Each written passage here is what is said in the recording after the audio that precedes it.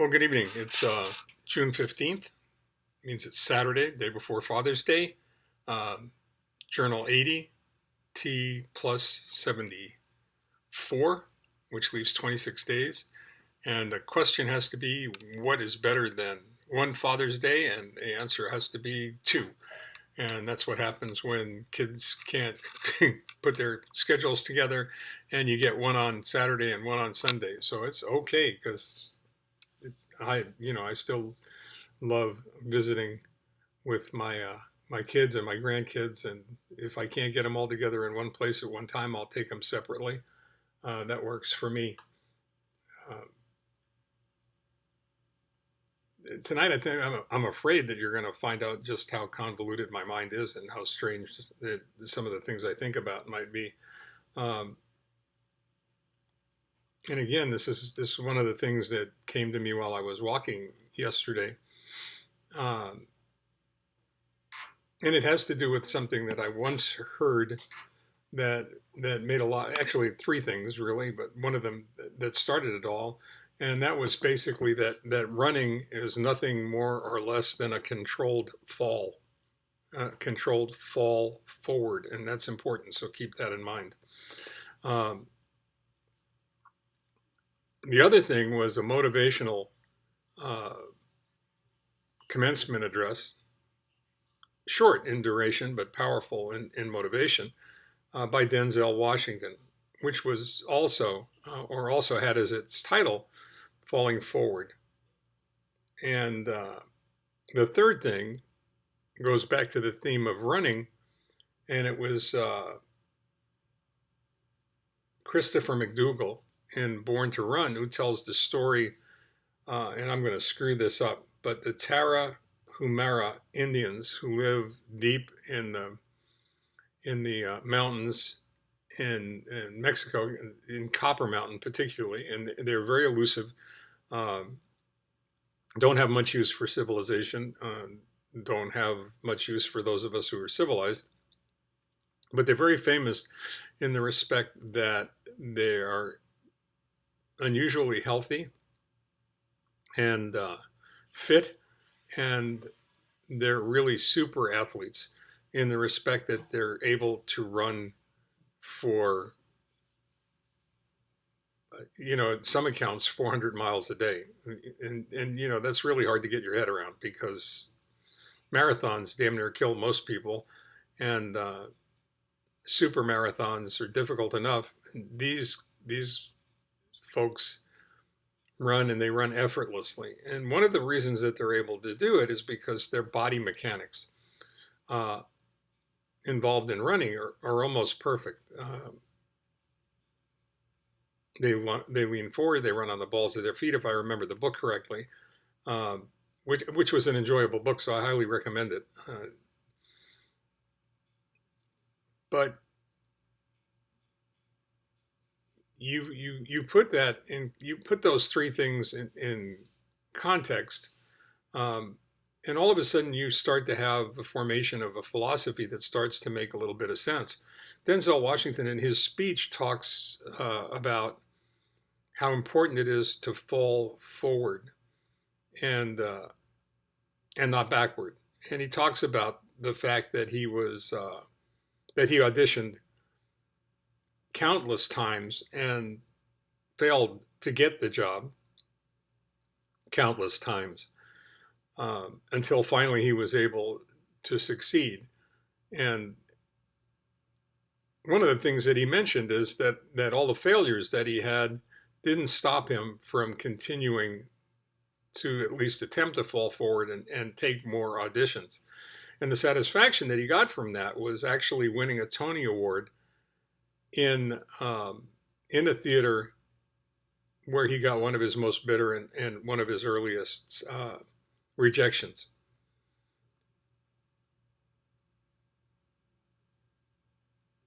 He also told the story, and I forget, I'd love to give the right attribution to who told the story, but it was a variation on imagine yourself dead in the middle of a room in your coffin, and there are people all around you. What would you like them to say about you? But this one was different.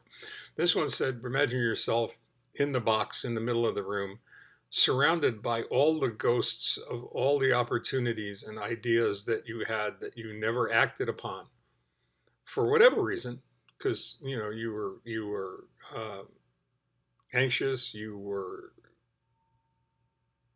fearful, um, but whatever the reason was, that they were all there because they were going to be buried with you, um, which is a really powerful kind of, it's grim, but realistically, it has a lot of meaning there, because it's talking about lost opportunity, which is really awful when you think about it. I'd rather die trying and falling forward and failing forward than not trying. And I've had my share of times in the course of a life. You don't get to be this old without missed opportunity, um, and not taking opportunities that might otherwise have taken you in a very different direction.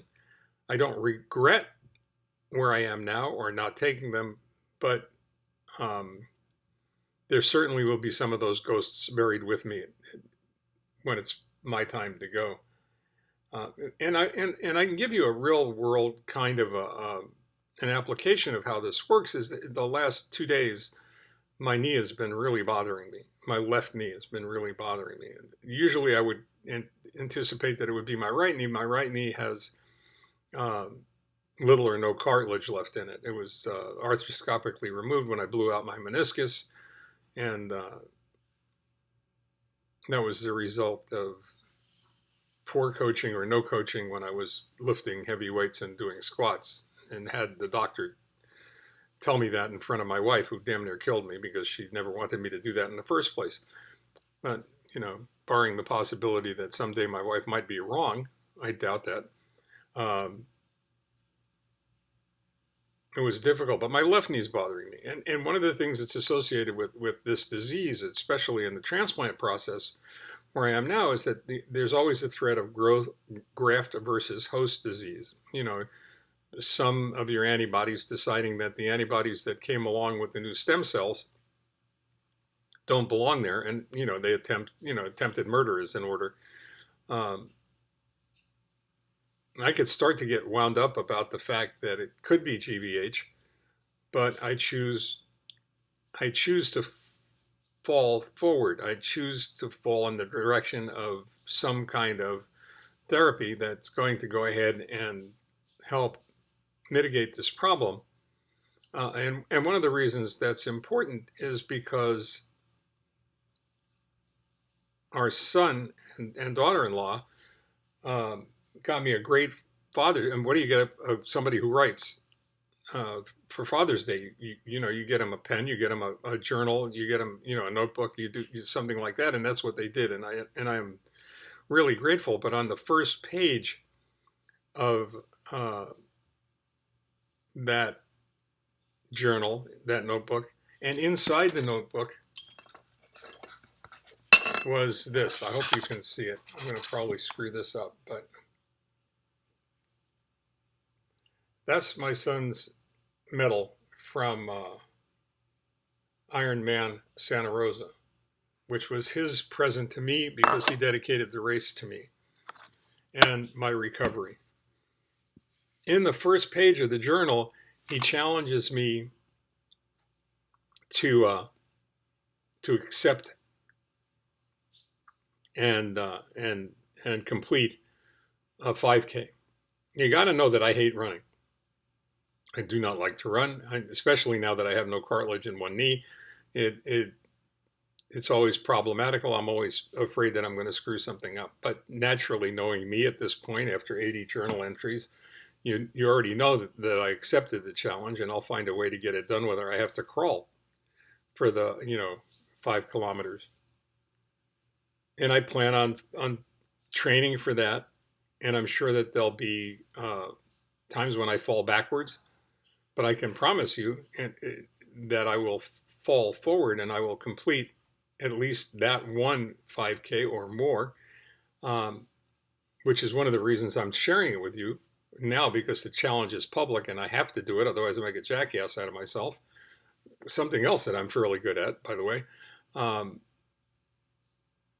take Ryan's challenge. So there have been lots of instances in the course of this disease and the treatment and the therapy afterwards, and that you can fall backward. There can lots of times in your life when you'll be faced with all kinds of adversity and it's easy to fall backward. The question is, what do you have to do in order to force yourself to fall forward, even fail forward if it's necessary, and then ultimately become the best you that you can be? There's something to think about. So until tomorrow, stay well, take care. Have a great Father's Day, because I won't catch up with you till the end of the day or the following day. I just love having you with me.